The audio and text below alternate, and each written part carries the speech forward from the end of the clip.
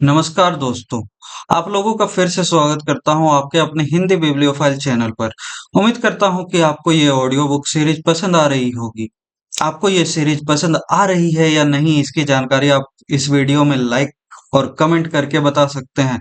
और हाँ, आप हमें ये भी बता सकते हैं कमेंट में कि आपको अगली ऑडियो बुक किस पुस्तक की चाहिए। और आप लोगों को शुक्रिया भी करता हूँ कि आपने हमें इतना प्यार और सपोर्ट दिया। और उन सबों को तहे दिल से शुक्रिया करता हूँ जिन्होंने उस समय सपोर्ट दिया जब मेरे चैनल पर कॉपीराइट स्ट्राइक पड़ा था और कुछ ऑडियो बुक को यूट्यूब से रिमूव कर दिया गया। उन सभी को भी तहे दिल से शुक्रिया करता हूँ। और हाँ, आप हमें हमारे अगले अचीवमेंट के लिए सपोर्ट करें जो कि है 500 सब्सक्राइबर्स का। और हमें उम्मीद है कि आप इसमें भी हमें मदद जरूर करेंगे। तो चलिए शुरू करते हैं। तो जैसा कि हम कर रहे थे द साइकोलॉजी ऑफ मनी पुस्तक का ऑडियो बुक, जो कि मॉर्गन होसेल के द्वारा लिखा गया है, और इस वीडियो में हम इसका अध्याय 4 मतलब चैप्टर 4 करने वाले हैं, जो कि है विस्मयकारी कंपाउंडिंग। एक क्षेत्र में मिले सबक अक्सर हमें अन्य असंबद्ध क्षेत्रों के बारे में कुछ महत्वपूर्ण पाठ सिखा सकते हैं। अब हिम युग के अरबों वर्ष के इतिहास को ही लीजिए, और वह हमें अपने धन को बढ़ाने के लिए जो सिखाते हैं। पृथ्वी के बारे में हमारी वैज्ञानिक जानकारी जितना आप सोचते हैं उससे नवीन है। यह जानने के लिए कि धरती कैसे काम करती है, हमें इसकी सतह को गहराई तक खोदना पड़ता है, जो हम कुछ समय पहले तक भी नहीं कर पाए थे। जब हम अपने गृह के मूल तत्व भी पता नहीं कर पाए थे, आइजैक न्यूटन ने उससे सैकड़ों साल पहले तारों की गति का अनुमान लगा लिया था। 19वीं शताब्दी में जाकर वैज्ञानिक इस बात से सहमत हुए कि अनेकों बार पृथ्वी पूरी तरह बर्फ से ढकी हुई थी। बहुत से प्रमाण होने के कारण इसके विरुद्ध जाने की संभावना ही नहीं थी। संसार भर में एक समय में जमे हुए विश्व के निशान भरे पड़े हैं। अव्यवस्थित रूप से यहाँ वहाँ बिखरे विशाल शिलाखंड, महा महीन परतों में कुरेदे हुए चट्टानी तल, ये प्रमाण स्पष्ट रूप से दर्शाते थे कि सिर्फ एक हिमयुग नहीं आया था, बल्कि 5 अलग-अलग हिमयुग जिन्हें मापा जा सका। गृह को जमाने, फिर से पिघलाने और एक बार फिर से जमाने में लगी ऊर्जा चौंका देने वाली है। आखिर पृथ्वी पर हो रहे इन चक्रों का कारण क्या हो सकता था?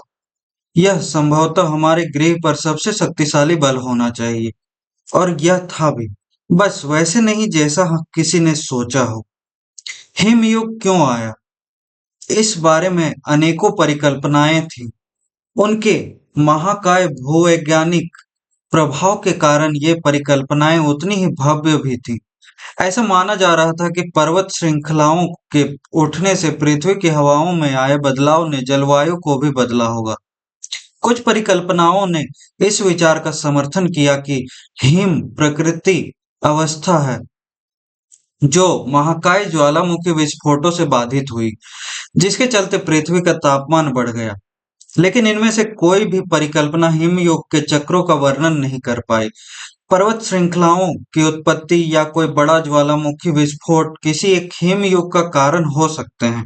इससे 5 हिमयुगों की चक्रीय पुनरावृत्ति को नहीं समझाया जा सकता है। 20वीं सदी के आरंभिक वर्षों में मिलानकोविक नामक एक सर्बियन वैज्ञानिक ने अन्य ग्रहों की स्थिति के सापेक्ष पृथ्वी की स्थिति का अध्ययन किया और हिमयुग संबंधी एक परिकल्पना सामने रखी, जो अब हम जानते हैं कि सही है। सूरज और चांद का गुरुत्वाकर्षण बल पृथ्वी के गमन को हल्के से प्रभावित करता है और सूरज की ओर झुका देता है। इस चक्र के हिस्सों के दौरान, जो दसियों हजारों वर्षों तक चल सकता है, पृथ्वी के प्रत्येक गोलार्ध को नियमित रूप से थोड़ा अधिक या थोड़ा कम सौर्य विकिरण मिलता है। और यहाँ यह और दिलचस्प हो जाता है। मिलानकोविक की परिकल्पना ने आरंभ में यह माना कि पृथ्वी के गोलार्धों के झुकाव ने ऐसी कठोर शीत ऋतु को जन्म दिया जिसके कारण यह ग्रह बर्फ में परिवर्तित हो गया। लेकिन व्लादिमीर कोपेनाम के एक रूसी अंतरिक्ष विज्ञान शास्त्री ने मिलानकोविक के शोध का गहराई से अध्ययन किया और एक अद्भुत सूक्ष्म भेद खोज निकाला। मध्यम रूप से ठंडी ग्रीष्म ऋतु बर्फीली अपराधी थी, ना कि ठंडी शीत ऋतु। यह तब शुरू होता है जब कोई ग्रीष्म ऋतु इतनी गर्म नहीं हो पाती कि पिछली शीत ऋतु की बर्फ पिघला सके। बची हुई बर्फ का आधार आने वाली शीत ऋतु में बर्फ का जमना और आसान कर देता है, जो अगली ग्रीष्म ऋतु में बर्फ के जमे रहने की संभावना बढ़ा देता है और फिर से आने वाली शीत ऋतु में अधिक जमाव का कारण बनता है। शाश्वत बर्फ अधिक सौर्य किरणों को प्रतिबिंबित करती है, जिससे ठंडक बढ़ती है। फिर और अधिक हिमपात होता है और यह चलता रहता है। कुछ सैकड़ों वर्षों के अंतराल में यह मौसमी बर्फ बढ़कर महाद्वीपीय बर्फ की चादर में परिवर्तित हो जाती है और इस तरह यह रोमांचक शुरुआत हो जाती है। विपरीत दिशा में भी ठीक ऐसा ही होता है। एक कक्षीय सुझाव जो अधिक सूरज की रोशनी आने दे, शीतकालीन बर्फ को अधिक पिघलाता है, जिससे आने वाले वर्षों में कम सौर्य किरणें प्रतिबिंबित होती हैं। फिर तापमान बढ़ता है, जिससे अगले वर्ष हिमपात में कमी आती है, इत्यादि। इस प्रकार यह चक्र चलता है। यह अद्भुत बात यह है कि यहाँ अद्भुत बात यह है कि किस प्रकार परिस्थितियों में अपेक्षाकृत छोटे परिवर्तनों से कुछ इतना बड़ा विकसित हो सकता है। शुरुआत होती है किसी ठंडी ग्रीष्म ऋतु की बची बर्फ की एक महीन परत के साथ, जिस पर कोई ध्यान भी नहीं देगा, और फिर भूगर्भिक रूप से पलक झपकते ही पूरी पृथ्वी कई मील मोटी बर्फ की सतह से ढक जाती है। जैसा कि ग्लेशियोलॉजिस्ट ग्वेन स्कूल्टज कहते हैं, बर्फ की मात्रा जिससे बर्फ की चादर बनती है वह इतनी जरूरी नहीं जितनी यह तथ्य कि बर्फ कितनी भी कम हो वह बनी रहती है। हिमयुग से एक बड़ा सबक यह मिलता है कि जबरदस्त नतीजों के लिए जबरदस्त ताकत की आवश्यकता नहीं होती। अगर कुछ जमा होता जाता है, अगर थोड़ी सी वृद्धि भविष्य के लिए ईंधन का काम करती है, एक छोटा सा शुरुआती आधार इतने अद्भुत नतीजे दे सकता है कि वे तर्क के परे नजर आए। यह इतना तर्क के परे हो सकता है कि आप क्या संभव है, विकास कहाँ से आता है और कहाँ तक जा सकता है, उसे वास्तविकता से कम आंकेंगे। और धन दौलत पर भी यही लागू होता है। वॉरेन बफेट ने अपनी संपत्ति कैसे निर्मित की, इस पर 2000 से भी अधिक किताबें लिखी जा चुकी हैं। उनमें से कई बेहतरीन हैं, लेकिन ऐसी बस कुछ ही हैं जो इस तथ्य पर पर्याप्त ध्यान देती हैं। बफेट की संपत्ति सिर्फ उनके एक अच्छे निवेशक होने के कारण नहीं है, बल्कि लगभग बचपन से ही अच्छा निवेशक होने का कारण है। मेरे इस किताब को लिखने के समय वॉरेन बफेट की शुद्ध संपत्ति $84.5 बिलियन है। उसमें से लगभग $84.2 बिलियन 50वें जन्मदिन के बाद पूंजित हुई और $81.5 बिलियन लगभग 65 की उम्र में सामाजिक सुरक्षा की योग्यता प्राप्त करने के बाद आई। वॉरेन बफेट एक असाधारण निवेशक हैं, लेकिन अगर आप उनकी सारी सफलता को निवेश कुशाग्रता से जोड़ते हैं, तो आप एक मुख्य बिंदु को छोड़ देंगे। उनकी सफलता की वास्तविक कुंजी यह है कि वे एक शताब्दी के 3/4 भाग तक एक असाधारण निवेशक रहे हैं। अगर उन्होंने 30 की उम्र में निवेश आरंभ किया होता, तो 60 की उम्र में सेवानिवृत्त हो गए होते। शायद ही किसी ने उनका नाम कभी सुना होता। एक छोटे से विचार परीक्षण पर नजर डालिए। बफेट ने 10 वर्ष की उम्र में गंभीर रूप से निवेश शुरू कर दिया था। 30 की उम्र तक पहुंचने तक उनकी शुद्ध संपत्ति $1 मिलियन थी, या $9.3 मिलियन मुद्रास्फीति से समायोजित होने के बाद।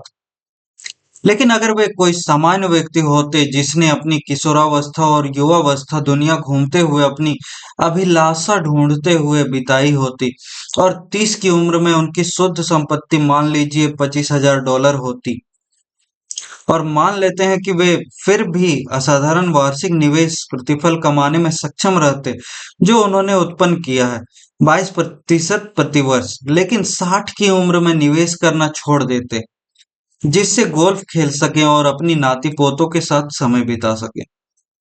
आज उनकी शुद्ध संपत्ति का मोटा अनुमान कितना होता? $84.5 बिलियन तो नहीं, $11.9 मिलियन। उनकी वास्तविक शुद्ध संपत्ति से $99.9 कम। प्रभावी रूप से वॉरेन बफेट की वित्तीय सफलता को उस वित्तीय आधार से जोड़ा जा सकता है जो उन्होंने अपनी किशोरावस्था में बनाए और वह दीर्घायु जिसे अपनी वृद्धावस्था में कायम रखा। निवेश उनका कौशल है, लेकिन उनका राज समय है। कंपाउंडिंग ऐसे ही काम करती है। अब इसे अलग तरह से देखिए।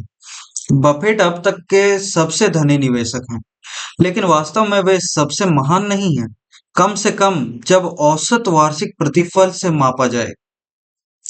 हेज फंड रिनेसेंस टेक्नोलॉजीज के प्रमुख जिम साइमंस ने 1988 से लेकर 66% प्रतिवर्ष की दर से धन की कंपाउंडिंग की है। कोई भी इस रिकॉर्ड के निकट भी नहीं पहुंच सकता। और जैसा कि हमने अभी देखा, बफेट ने लगभग 22% प्रति वर्ष की दर से कंपाउंडिंग की है, उसका बस एक तिहाई।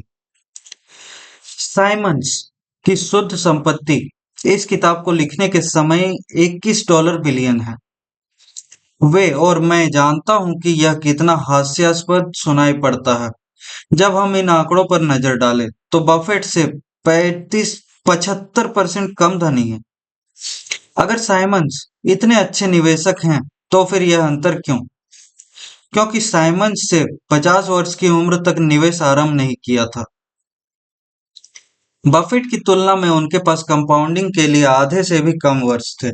अगर जेम्स साइमंस ने बफेट की तरह 70 वर्ष की अवधि तक 66% की दर से वार्षिक प्रतिफल कमाया होता, तो उनकी संपत्ति, दिल थामकर सुनिए, 63 Quintillion 900 quadrillion 781 trillion 780 billion 748 million और $160,000 होती।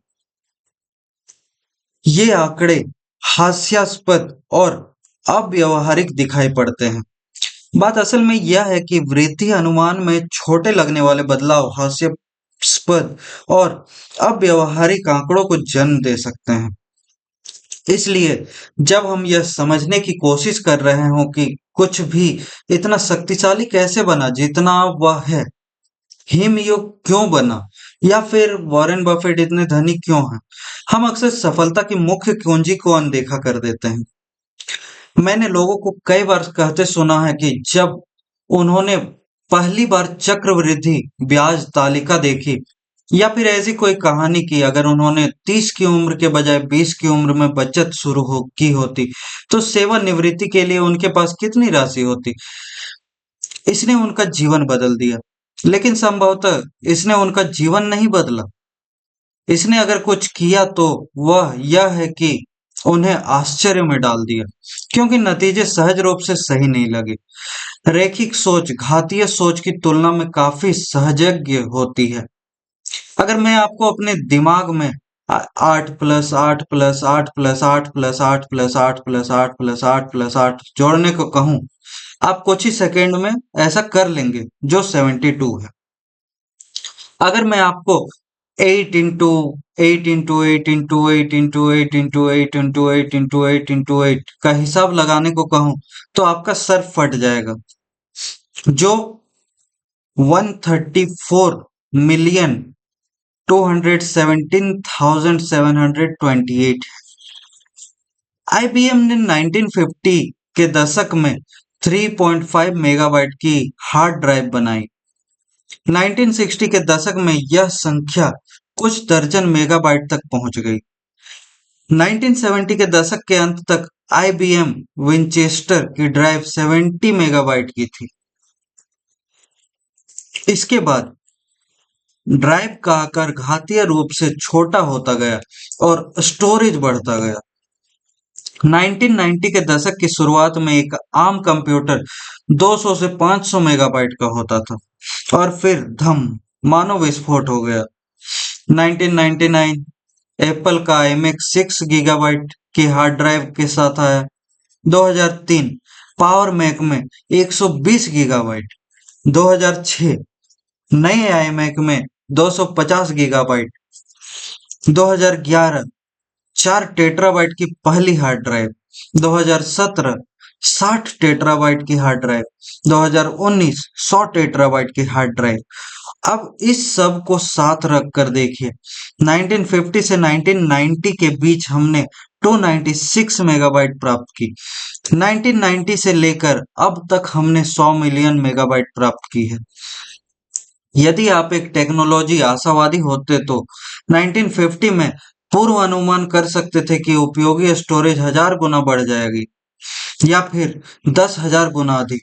यदि आप ज्यादा दूर का अंदाजा लगाते, कुछ ने कहा होता मेरे जीवन काल में 30 मिलियन गुना अधिक, लेकिन यही सच हो गया। कंपाउंडिंग का स्वभाव सहज ज्ञान के विपरीत होने के कारण हम में से सबसे होशियार लोग भी इसकी शक्ति को अनदेखा कर सकते हैं। 2004 में बिल गेट्स ने नई जीमेल की आलोचना करते हुए कहा था कि किसी को भी 1 गीगाबाइट स्टोरेज की जरूरत क्यों पड़ेगी। लेखक स्टीवन लेविन ने लिखे, अग्रणी टेक्नोलॉजी में उनका सिक्का चलने के बावजूद उनकी सोच पुराने प्रतिमान में ही अटकी हुई है, जहां स्टोरेज एक ऐसी सामग्री है जिसे संरक्षित करना आवश्यक है। चीजों में कितनी जल्दी वृद्धि हो जाती है, आप इससे आदी कभी नहीं हो सकते। इसमें खतरा इस बात का है कि जब कंपाउंडिंग सहजज्ञ ना हो, हम अक्सर इसका सामर्थ्य अनदेखा कर देते हैं और अन्य माध्यमों द्वारा समस्या को सुलझाने में लग जाते हैं। इसलिए नहीं कि हम हद से ज्यादा सोच रहे होते हैं, बल्कि इसलिए कि हम शायद ही कभी कंपाउंडिंग के सामर्थ्य के बारे में सोचने के लिए रुकते हैं। बफेट की सफलता का अवलोकन कर रही उन 2000 किताबों में से किसी एक का भी शीर्षक यह नहीं है कि यह व्यक्ति लगातार शताब्दी के 3/4 की अवधि से निवेश करता आ रहा है, लेकिन हम जानते हैं कि उनकी अधिकांश सफलता का कारण यही है और इस गणित को समझना कठिन है क्योंकि यह सहजज्ञ नहीं है। आर्थिक चक्रों, ट्रेडिंग, कार्यनीतियों और सेक्टर बेट पर अनेक किताबें हैं, लेकिन सबसे सबसे शक्तिशाली और महत्वपूर्ण किताब का नाम शट अप एंड वेट होना चाहिए। इसमें बस एक पृष्ठ है जिसमें आर्थिक वृद्धि का दीर्घकालिक चार्ट है। यहाँ व्यवहारिक सीख यह है कि कंपाउंडिंग का प्रति अंतःप्रज्ञात्मक स्वभाव अधिकतर निराशाजनक ट्रेड, खराब कार्यनीतियों और सफल निवेश प्रयासों के लिए उत्तरदायी हो सकता है। आप लोगों से उनके सारे प्रयासों को वे क्या सीखते हैं और क्या करते हैं, उसमें लगने वाले प्रयास निष्ठापूर्वक उच्चतम निवेश प्रतिफल पाने में लगाने की अपेक्षा नहीं कर सकते।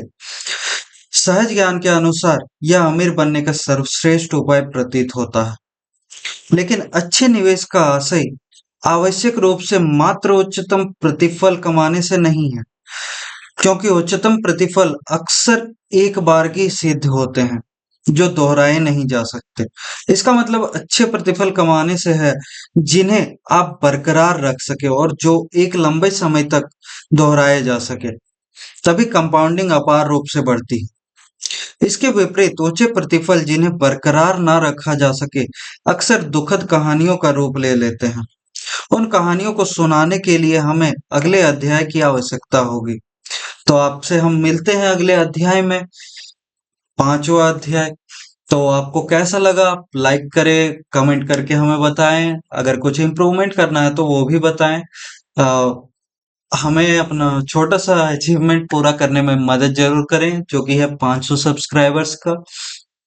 आपके सब्सक्राइब्स और लाइक्स ही हमें ऊर्जा प्रदान करती है और वीडियोस बनाने के लिए और उत्साह के साथ वीडियो बनाने के लिए। तो आप लाइक करें और सब्सक्राइब करें, कमेंट करें। Thank you very much.